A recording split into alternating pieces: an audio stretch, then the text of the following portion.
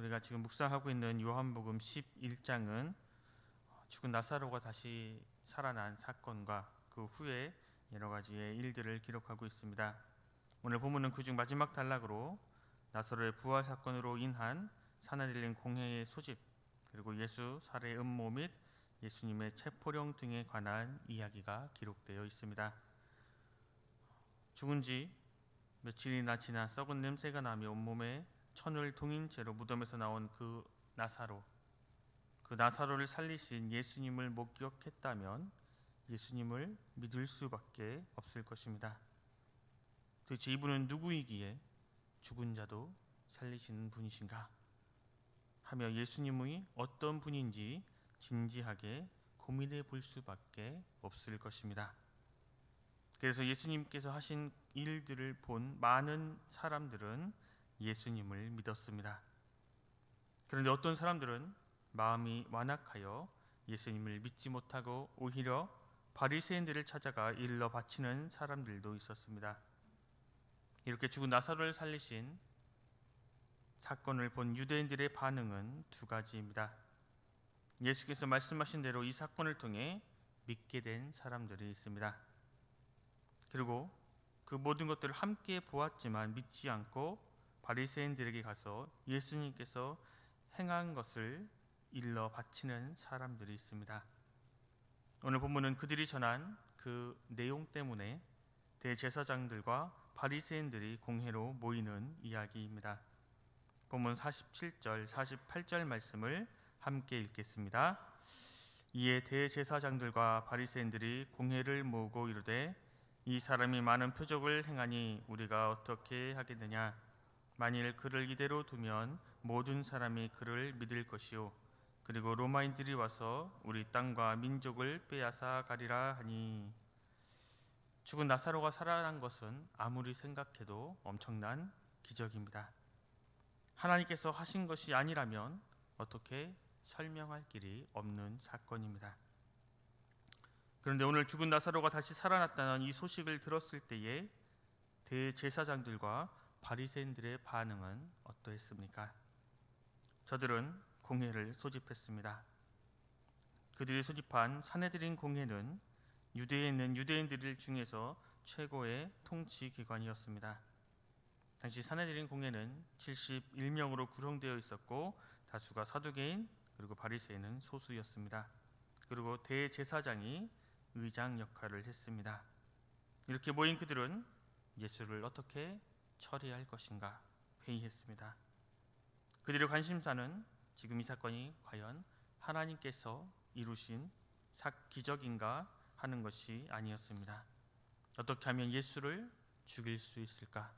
어떻게 하면 예수를 없애버릴까 하는 것이 이들의 주된 관심사였습니다. 참으로 이상한 일이 아닐 수 없습니다.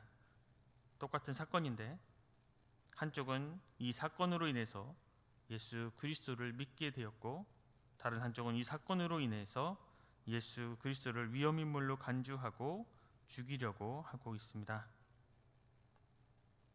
그들은 많은 사람들이 예수님을 따름으로 현재 로마 정권에 대한 쿠데타가 일어난다면 현재 자신들이 조금이나마 누리고 있는 권력과 기득권을 잃어버릴 것을 염려했습니다. 또한 시간이 지날수록 더 많은 사람들이 자신들의 가르침을 따르는 것이 아니라 예수님의 가르침을 따르는 것을 못마땅하게 생각했습니다.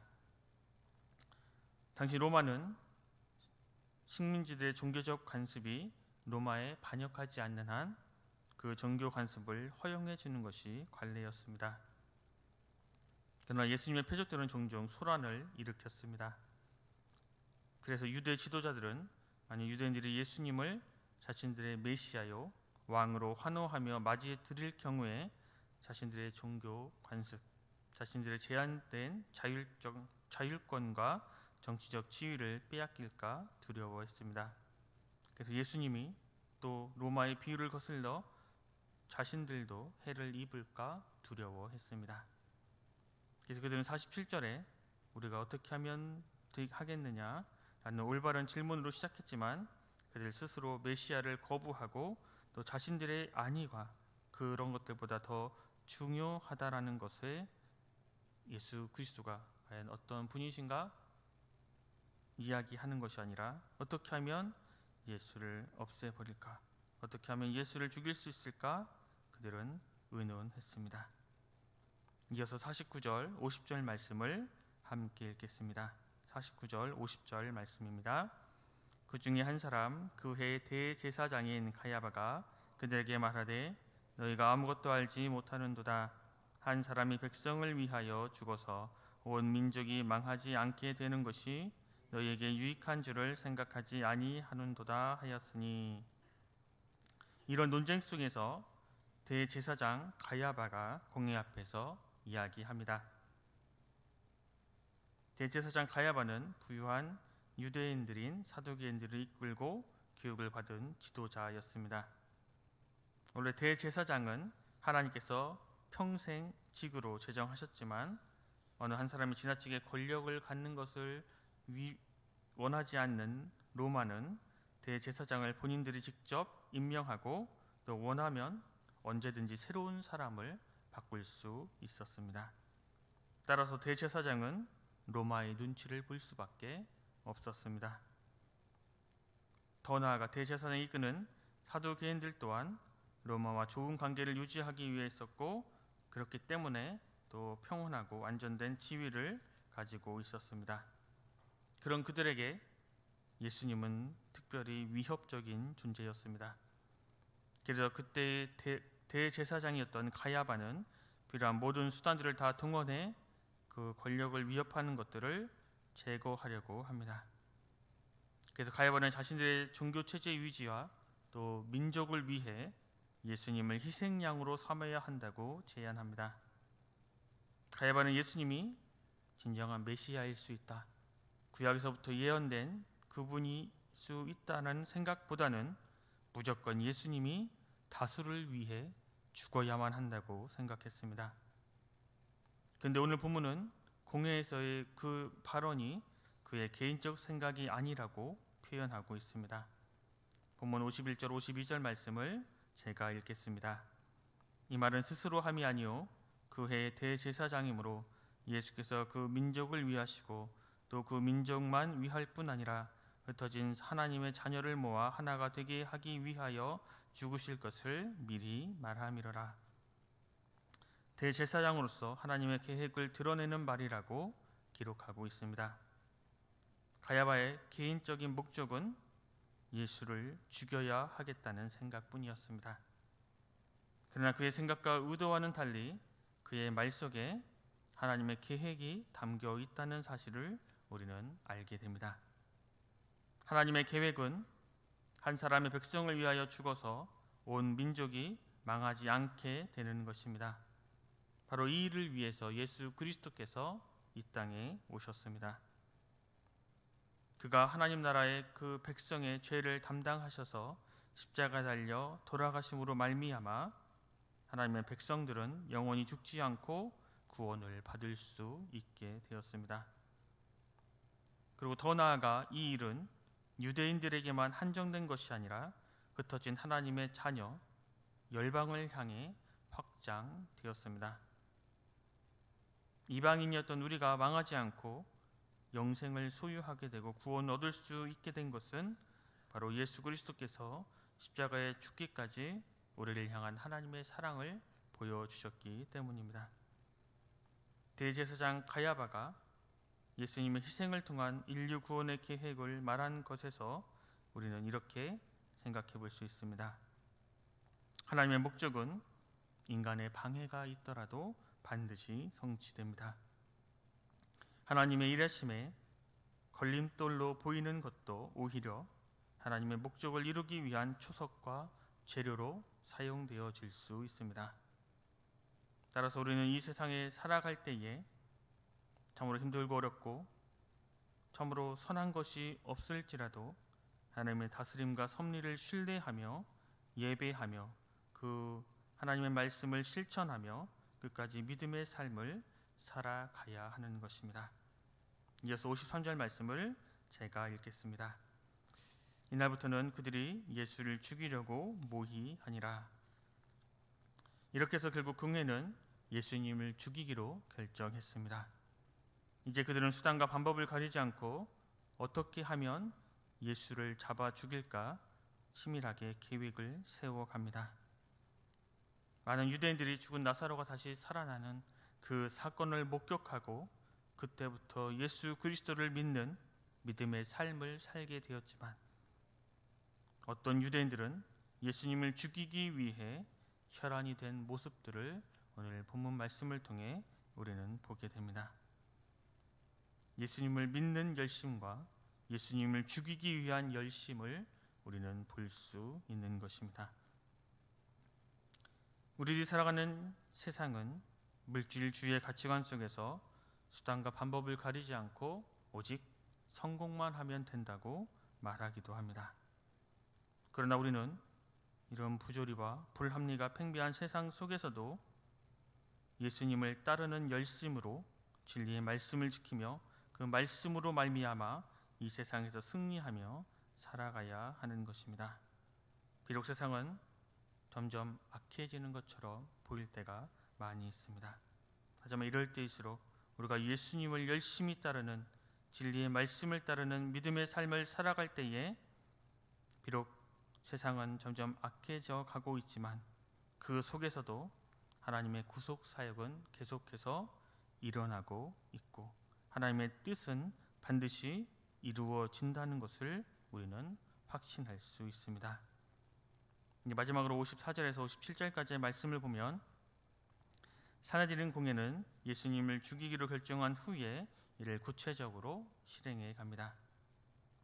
예수님을 목격한 사람들은 누구든지 신고하도록 했습니다. 유대인들의 가장 큰 명절인 유월절을 맞이하여 예루살렘에 들어온 순례자들은 예수님의 그 체포 명령에 술렁이기 시작했습니다.